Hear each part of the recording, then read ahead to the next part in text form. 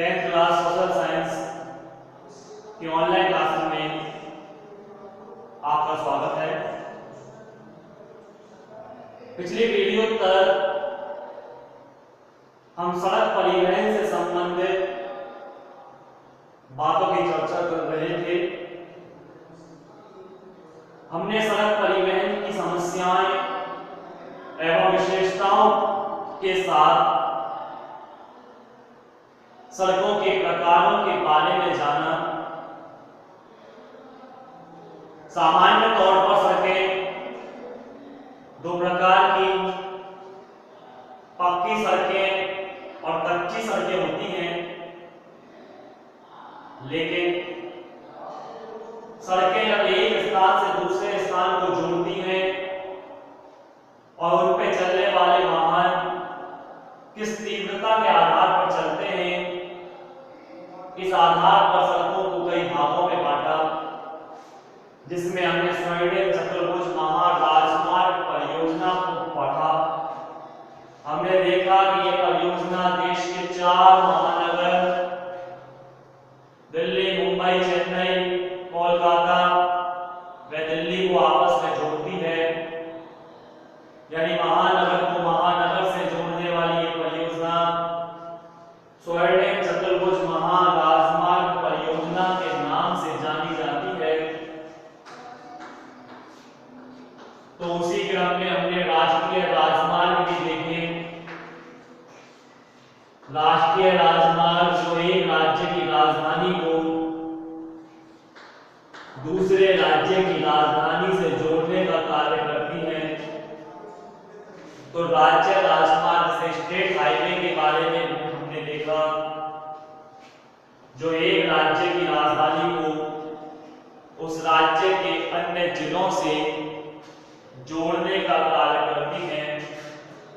उन्हें राज्य राजमार्ग कहा जाता है।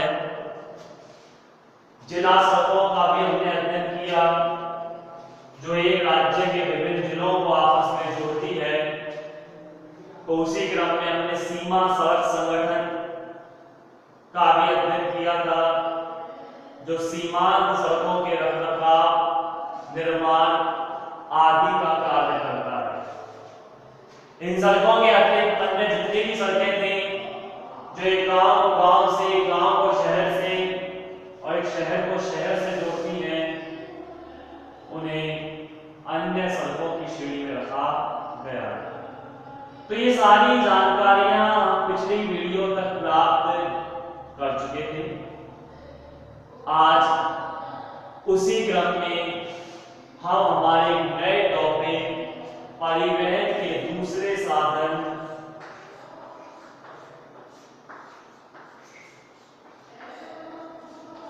रेल परिवहन का अध्ययन करेंगे। रेल परिवहन का एक प्रमुख साधन है। ये अत्यधिक लंबी दूरी एवं हल्के तथा भारी दोनों प्रकार के सामानों को लाने ले जाने के लिए एक उपयोगी साधन है। जहां सड़क परिवहन के अंतर्गत हमने पढ़ा था कि सड़क परिवहन कम दूरी एवं कम यात्रियों के लिए लाभदायक है, तो रेल परिवहन अत्यधिक दूरी, अत्यधिक यात्रियों एवं हल्के तथा भारी दोनों प्रकार के सामानों को लाने ले जाने के लिए उपयोग में लिया जाता है। तो रेल परिवहन का एक मुख्य साधन है।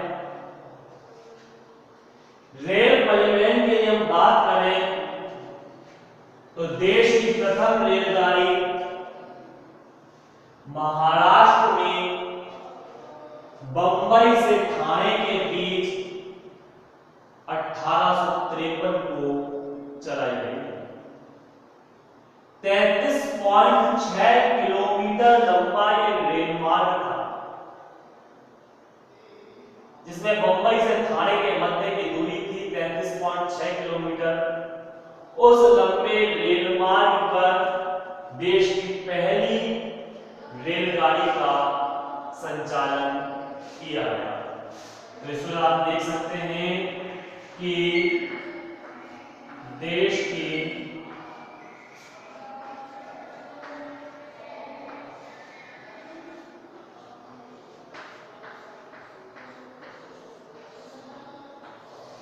प्रथम रेलगाड़ी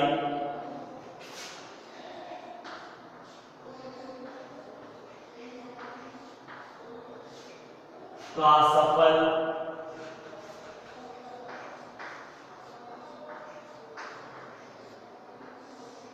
संचालन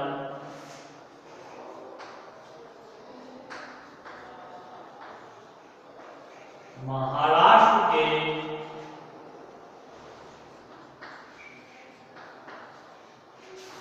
बंबई से ठाणे के मध्य 1853 ईस्वी को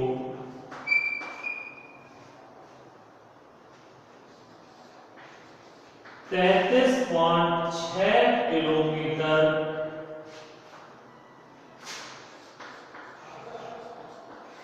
लंबे रेल मार्ग पर किया गया। तो देश की प्रथम रेलगाड़ी का सफल संचालन महाराष्ट्र के बंबई से ठाणे के मध्य 1853 ईस्वी को 33.6 किलोमीटर लंबे रेल मार्ग पर किया गया था। यह देश की पहली रेलगाड़ी थी। उसके बाद रेलगाड़ियों का संचालन बढ़ने लगा और आज हमारे देश में रेल लाइन का एक जाल बिछ चुका है। आज सबसे बेहतर जो माना जाता है वो रेल परिवहन माना जाता है।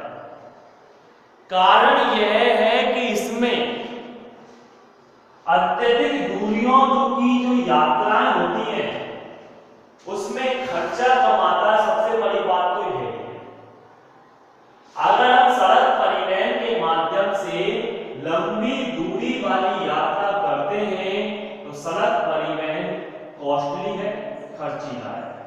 जबकि रेल परिवहन में लंबी यात्राएं ना सिर्फ कम खर्चीली है अपितु आरामदायक भी है।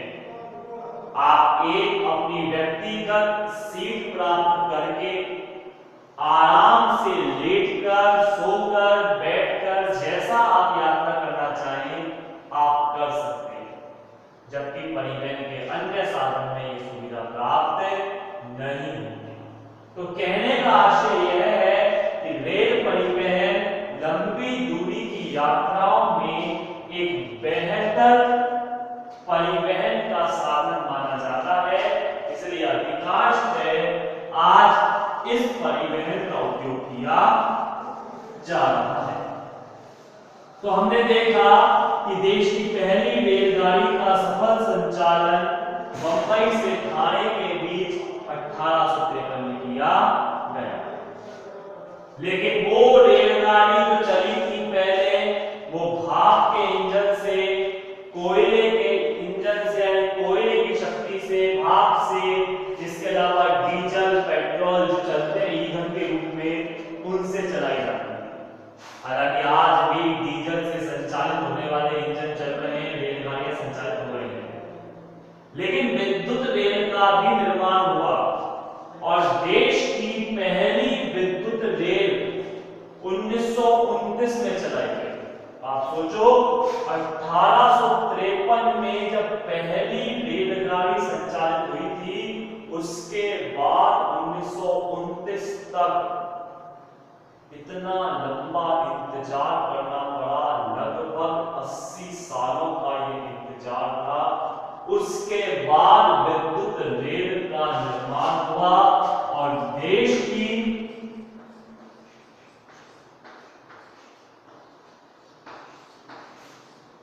पहली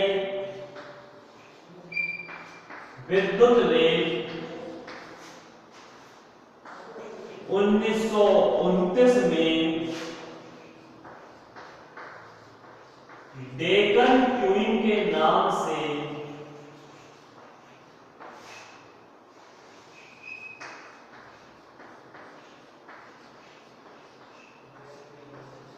संचालित हुई।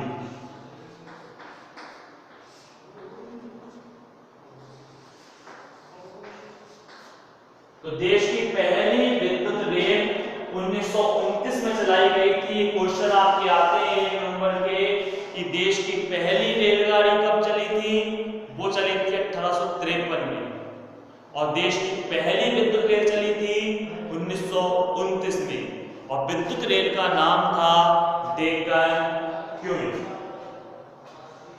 भारतीय रेल का जो राष्ट्रीयकरण हुआ वो 1951 में हुआ। भारतीय रेल का राष्ट्रीयकरण 1951। यानी रेल का संचालन तो अंग्रेजों के जमाने से हो गया था जब हमारे देश में ब्रिटिश शासन था। और यूं कहें कि रेलगाड़ी का संचालन अंग्रेजों की बदौलत ही हो पाया। ब्रिटिश सत्ता के समय ही रेलगाड़ी संचालित हुई। भारतीय रेल का राष्ट्रीयकरण 1951 में हुआ। यानी इससे पहले भारतीय रेल के रूप में नहीं जानी जाती थी, अर्थात क्षेत्र के आधार पर, छोटी दूरियों के आधार पर इसका संचालन होता था। लेकिन 1951 के बाद इस रेल को पूरे राष्ट्र के लिए खोल दिया गया। अब एक रेल कहीं भी किसी भी राज्य में किसी भी शहर में जा सकती थी। तो इससे पहले ये सब संभव नहीं था। इससे पहले क्षेत्रीयता थी। क्षेत्र विशेष के अंतर्गत ही रेलवे का संचालन होता था। 1951 के बाद भारत का रेल का राष्ट्रीयकरण हुआ और भारतीय रेल को पूरे देश के लिए खोल दिया गया। हमारी रेलगाड़ी की हम बात करें, रेल परिवहन की बात करें तो प्राचीन समय में 3 प्रकार की रेल लाइन देखने को मिलती थी। ब्रॉड गेज, मीटर गेज और नैरो गेज। अब ये गेज क्या है? 2 पटरियों के मध्य का जो स्थान होता है उसे गेज कहा जाता है। जैसे इस तरह से ये एक रेल लाइन, एक ये रेल लाइन, इनके मध्य की जो जगह है वो गेज कहलाती है। अगर पटरियों के मध्य की जगह ज्यादा है तो रेल की चौड़ाई भी अधिक होगी और अगर इन पटरियों के मध्य की जगह कम है तो रेल की चौड़ाई भी कम रहेगी। पहले अलग-अलग स्थानों पर अलग-अलग गेज थे। ब्रॉड गेज जो 1.667 मीटर चौड़ा था, यानी 2 पटरियों के मध्य की जो जगह थी उसमें 1.667 का डिफरेंस था, अंतर था 2 पटरियों के मध्य। मीटर गेज जिसमें 1 मीटर और नैरो गेज 0.667 मीटर। इस प्रकार की संचालित होती थी रेल लाइन। लेकिन वर्तमान में इन सभी गेजों को समाप्त करके एक कॉमन गेज बनाया जो कहलाया यूनी गेज। ऐसा नहीं है कि वर्तमान में ब्रॉड गेज नहीं है या नैरो गेज नहीं है,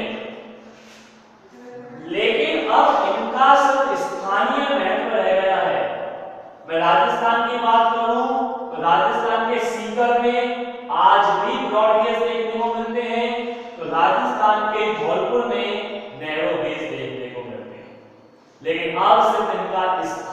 तहत है। अन्यथा एक राज्य को दूसरे राज्य से, एक जिले को दूसरे जिले से जोड़ने के लिए अब जिसका इस्तेमाल होता है वो यूनी गेज या मीटर गेज का इस्तेमाल होता है।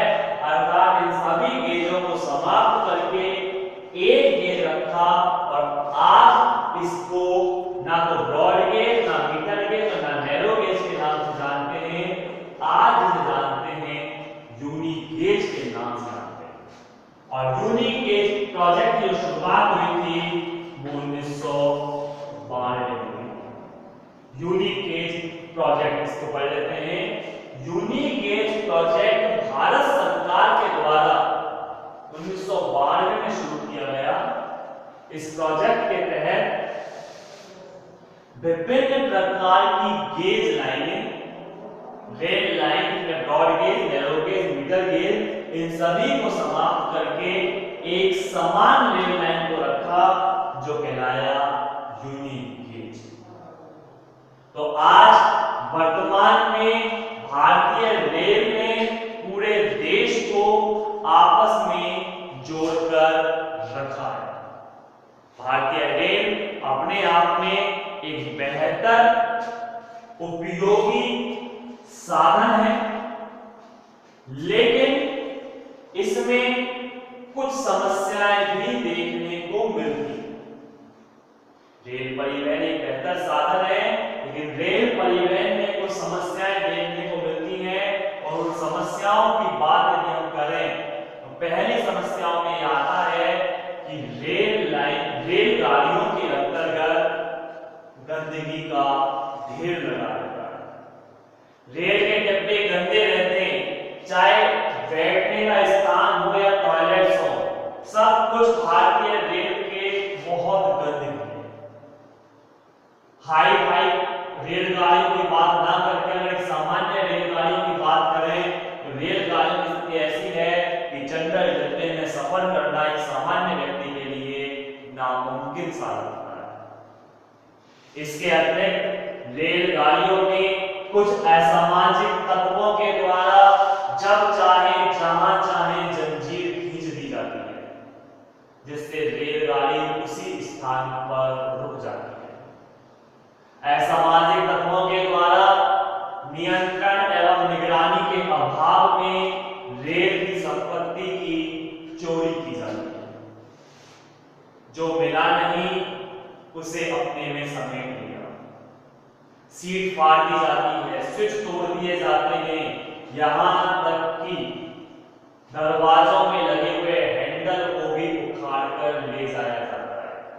खिड़कियों में लगे हुए सरिये ले जाते हैं, पंखे खोल दिए जाते हैं, सीएफएल वगैरह खोले, यानी सरकारी माल को नुकसान पहुंचाया जाता है, जो भी रेलवे के लिए हानिकारक, भी रेलवे को राजस्व की हानि होती है।